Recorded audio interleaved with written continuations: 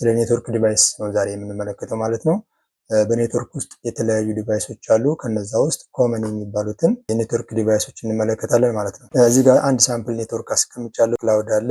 ከክላውድ ቀጥሎ ራውተር፣ ስዊች እና የተለያዩ ኤንድ ዲቫይሶች እዚህ ጋር ተገናኝተው አንድ ኔትወርክ ፈጥረዋል። እነዚህን አንድ በአንድ እንመለከታለን። ከዛ በፊት ግን ኮምፒውተር ኔትወርኪንግ ማለት ምንድን ነው የሚለውን ዲፋይን ማድረግ ያስፈልጋል፣ ስለ እቃዎቹ ከማየታችን በፊት ማለት ነው።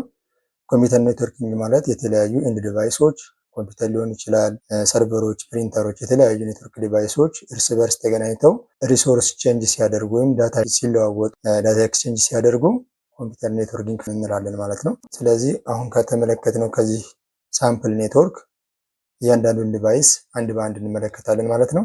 የመጀመሪያውን ስናይ ራውተር ነው። ራውተር ምንድን ነው የሚለውን ስንመለከት ራውተር ኢዝ ኔትወርክ ዲቫይስ ዛት ኮኔክትስ መልቲፕል ኔትወርክስ ነው። የተለያዩ ኔትወርኮችን ከአንድ በላይ የሆኑ ኔትወርኮችን ዲፈረንት ኔትወርኮችን እርስ በርስ ኮኔክት እንደሆኑ የምናደርገው በራውተር ነው ማለት ነው። የራውተር ዋናው ጆቡ ወይም ተግባሩ ምንድን ነው?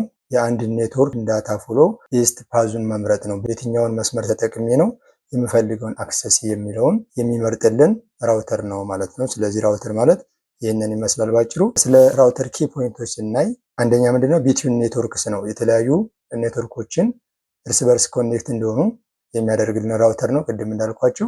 ሁለተኛ ምን ይሰራል? ፓኬት ፎርዋርዲንግ ይሰራል። ፓኬታችንን ፎርዋርድ የማድረግ ስራ የሚሰራው ራውተር ነው ማለት ነው። ራውተር በራሱ ራውቲንግ ቴብል ያዘጋጃል። የትኛውን ፓዝ ነው የሚጠቀመው የሚለውንም ከራውቲንግ ቴብል ነው የሚያወጣው ማለት ነው። ሌላው ናትንም ይጠቀማል። ኔትወርክ አድሬስ ትራንስሌሽን የሚለውን ፕሮቶኮል ይጠቀማል ማለት ነው ራውተር።